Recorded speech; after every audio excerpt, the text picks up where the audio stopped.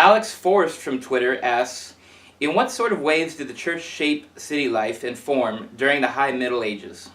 Well, that's a very good question, and the answer is in every imaginable way. In the sense that, remember that cities, firstly, the very name city, implied that there was a cathedral around it. Oh. If you didn't have a cathedral, it was a town. Oh, okay. And the church was at the center. The main church was at the center of the town. You know, like with us, it's the factories. Yeah. Because that's what we were consecrated to, industry. Well, back then, the center were churches. And of course, sometimes there were shrines, you know, of great saints or whatever.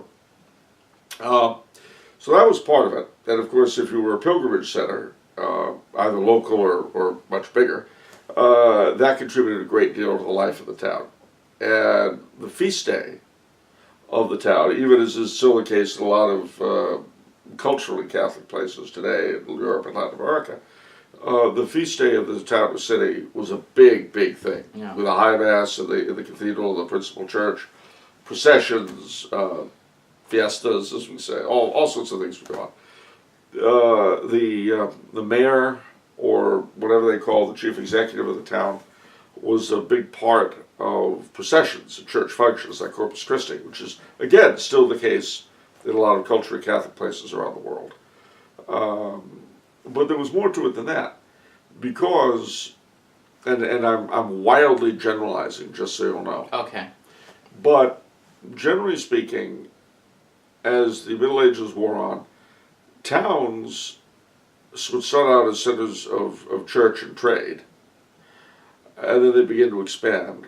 And eventually, if they got big enough, they would get a charter of liberties of some kind from either the king of the place or the local lord, which meant they were no longer directly under him. Now in France, of course, you had these royal cities, the good towns, as they were called. They were particularly, as the French monarchy got stronger, they became centers of royal influence. In the whole Roman Empire, just the opposite happened. As the empire became increasingly diffuse, the imperial free cities turned into little republics that just had a glancing allegiance to the crown. Why did it happen that way? Well, for a lot of reasons. In the case of the Holy Roman Empire, it's because the emperor was busy with things other than making a unified country out of Germany.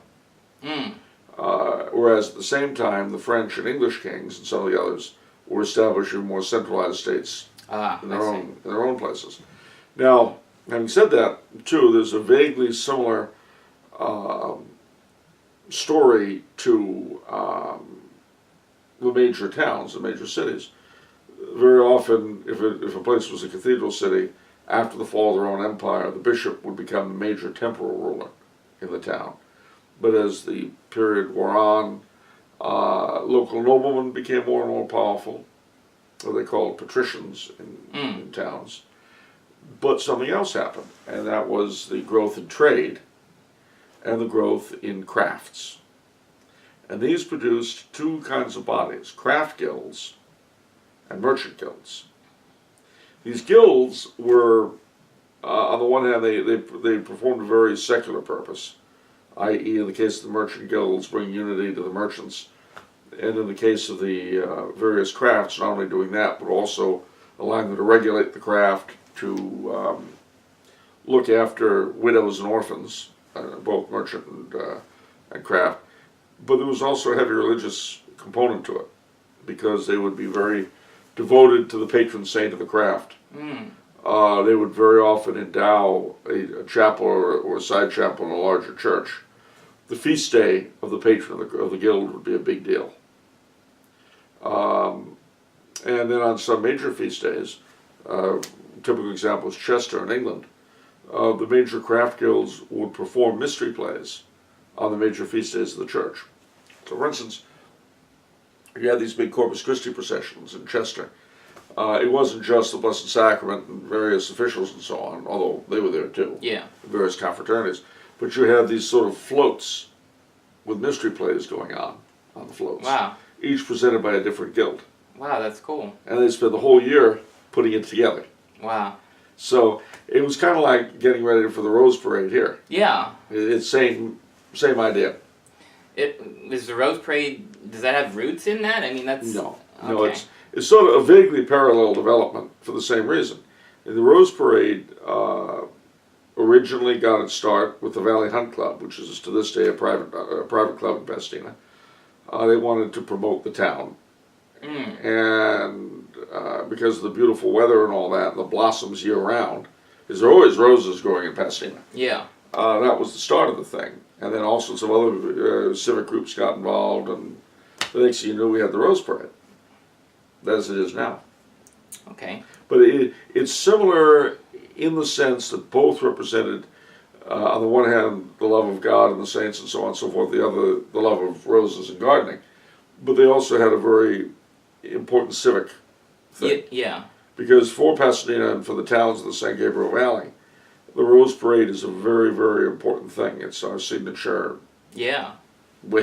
Hey world, we're here, we exist. Yeah. Well, so too did the mystery plays have a similar function to a degree.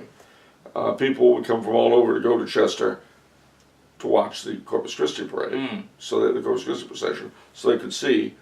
What's important to remember is that we tend to separate the religious from everything else.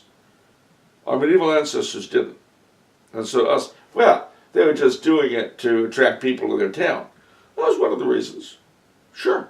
Just like if you've got something in several of the Gulf Coast towns today, the blessing of the fleet's a big deal. And yeah, part of it is to bring people to Biloxi or Bay St. Louis or wherever it's going on. But that's only part of it. Part of it's also to impart the blessings of God to the fishing fleet. Part of it, it takes somebody as stupid as us to think that these two, both beneficial goals, should be opposed to each other. You've got to be pretty dumb to do that, and we are, and I embrace that. If you embrace stupidity, you'll be a lot happier in this life.